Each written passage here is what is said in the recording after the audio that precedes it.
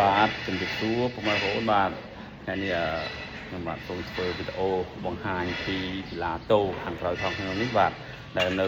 ទីតាំងនៅគម្រោងប៉ាឡៃ2បាទអញ្ចឹងនេះគឺជាប្រភេទកីឡាតូខ្នាតធំបាទខ្នាតយៈតែម្ដងបាទទីធ្លាធំទូលាយមែនតើពុកម៉ែបងប្អូនក្រោយគឺខាងក្រោយផងនោះតែម្ដងបាទ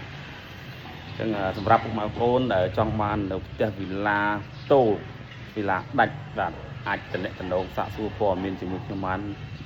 បាទដែលមានទីតាំងនៅគម្រោងប៉ាឡៃ2បាទពុកម៉ែបងប្អូនធ្វើដំណើរពីផ្លូវជាតិលេខ5មកត្រង់ចំណុចសណ្ឋាគារលីមដាមកត្រង់មកបាទត្រឹមតែ5នាទីទេនឹងមកដល់ទីតាំងគម្រោង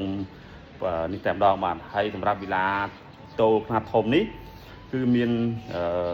ខ្នាតតូចនិងខ្នាតធំហើយនៅផ្លូវតែមួយទេបាទគឺនៅផ្លូវជាប់នឹងផ្លូវបេតុងផ្លូវរត់តែម្ដងបាទហើយខាងនេះគឺយើងមកពីខាងផ្លូវលីឆាយបាទអញ្ចឹងគម្រោងនេះមាន2ផ្លូវធំដែលមកបានបាទគឺផ្លូវលីឆាយនិងផ្លូវវិទ្យាល័យអូជ្រៅបាទតាមស្ថានភាពលីមដាមានជ័យរបស់យើងខ្ញុំតែម្ដងបាទអញ្ចឹងសូមរួចរាល់ឡើងណាបាទសម្រាប់គម្រោងវីឡាមានគម្រោងវីឡាតូលនេះ